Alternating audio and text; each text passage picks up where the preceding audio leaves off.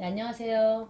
오늘 희망나무TV에서 저희의 그 스승님이자 청운풍수지리학회 학회장님이신 그 최병용 학회장님을 제가 뵈러 왔는데요. 이분이 원래는 이렇게 가운 보이시죠? 이렇게. 네. 의사 선생님이세요. 예뻐지게 하는.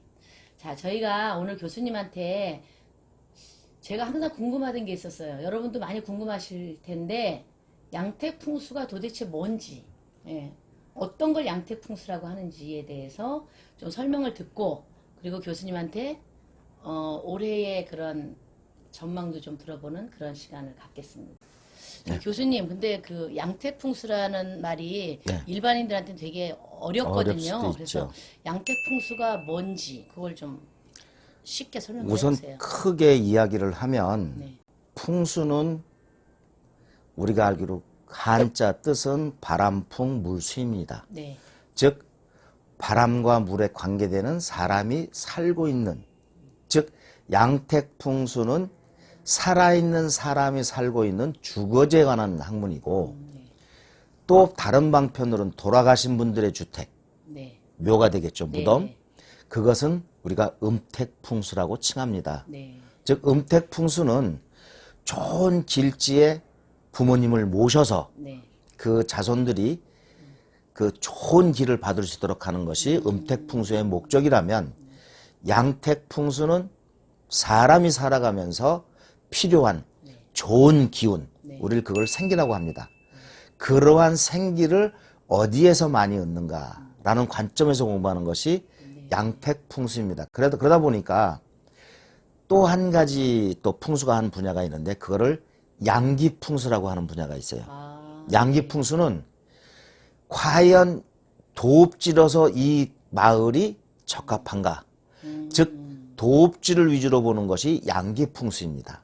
그래서 흔히들 얘기할 때 풍수는 음택풍수, 양택풍수, 양기풍수 세 가지로 나누고, 그 중에 양택풍수는 살아있는 사람의 집 네. 또는 사무실, 공장 모두게, 그러니까 살아있는 사람이 움직이는 모든 경제활동에 관계되는 것이 양택풍수입니다. 네. 그 양택풍수에서 제일 중요한 게 우리가 잠을 자거나 생활하는 가족들이 있는 집이겠죠. 네. 우리나라 같은 경우는 외국에서는 콘도미니엄이라고 하지만 우리나라에서는 아파트라고 부르는데, 대부분 이렇게 집합주택으로 살고 있어요. 그러다 보니까 도리어 제가 질문을 한다면, 자, 여기 명당짜리에 아파트를 지었다. 네. 그러면 그 아파트에 사는 사람이 다 명당이라 다 잘 살아야 되는데 결코 안 그렇다는 얘기입니다. 맞아요. 네. 즉 층마다 그 기운이 다르거든요. 그러면 나는 어느 층에 살아야지 좋은가? 네. 즉 우리나라도 삼면이 바다로 있다 보니까 바닷가 근처에 사는 사람들은 당연히 아무래도 어류를 많이 접할 수밖에 없고, 네. 또 육류를 좋아하는 사람, 이렇게 다르듯이 그 양의 기운, 즉 양기, 그 생기도 사람에 따라서 많은 차이가 있다. 그래서 가장 중요한 게 그 살고 있는 양택이 나하고에 잘 맞는가, 네. 그거를 먼저 중점적으로 봐야 되겠죠.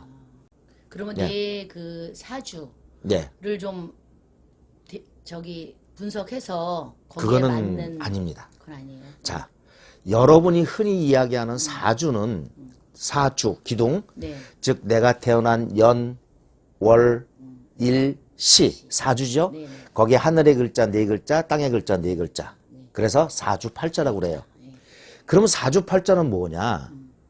숙명입니다. 숙명이란 무엇이냐면 내가 바꿀 수 없는 거예요. 네. 즉 사주는 그 51만 6천 가지 종류가 있어요. 네. 네. 그러니까 전 세계 60억 인구가 51만 6천 가지로 나눠가지고 네.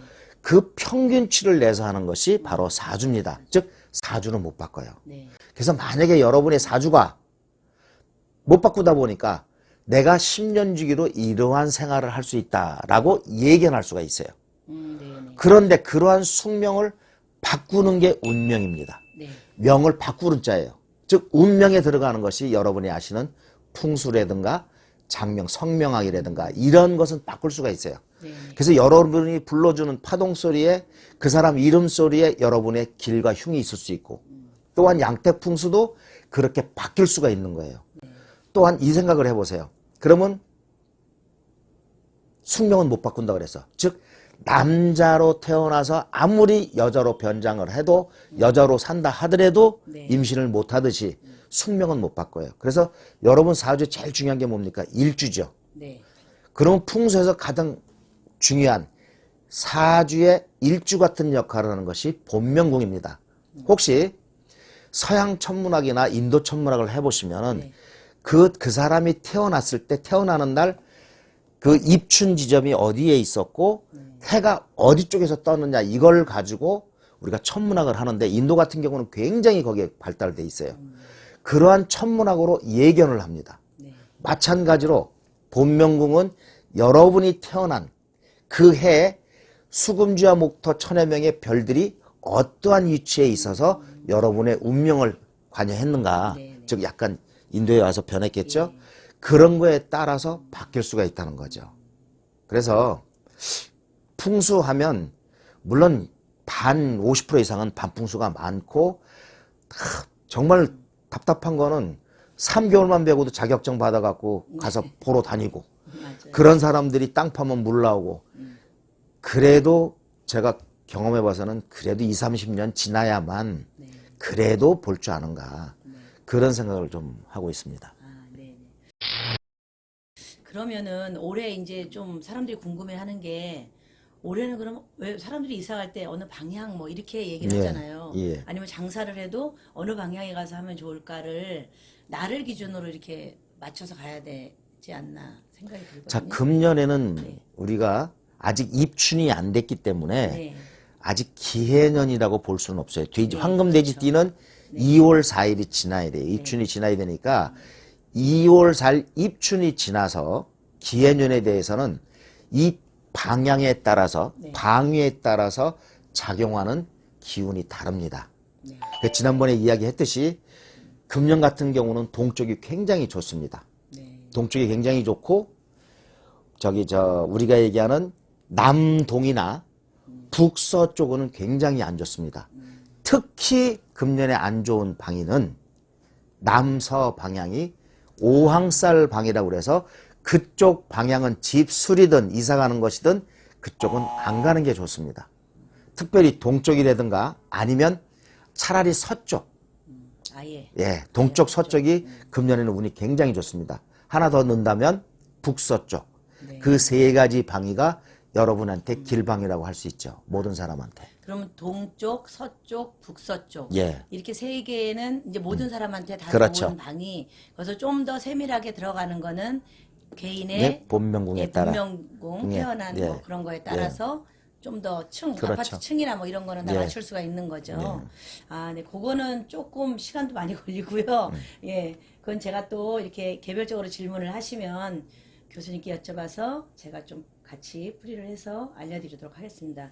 오늘 그 풍수에 대해서 제가 항상 제가 공부를 하고 있거든요, 지금. 예, 공부를 하고 있고 교수님께서 우리나라의 최고시잖아요. 네, 여러분들은 아마 다 아실 거예요. 청운 풍수지리 학회장님 그러면 다 아실 텐데 오늘 이제 최병영 교수님 모시고 좋은 말씀을 많이 들어봤습니다. 또 궁금하신 거 있으시면 다음에 제가 한 번 더 요청을 드려서 이렇게 인터뷰를 통해서 말씀을 드리도록 하겠습니다. 자, 끝으로 하나 더. 네. 혹시 공부하는 수험생을 둔 학부형들께서는 금년에 가능하면 북쪽에 있는 방을 주시면 그 성과가 공부하는 효과가 두세 배는 올라간다는 끝으로 전하면서 다음에 다시 뵙겠습니다. 네네네.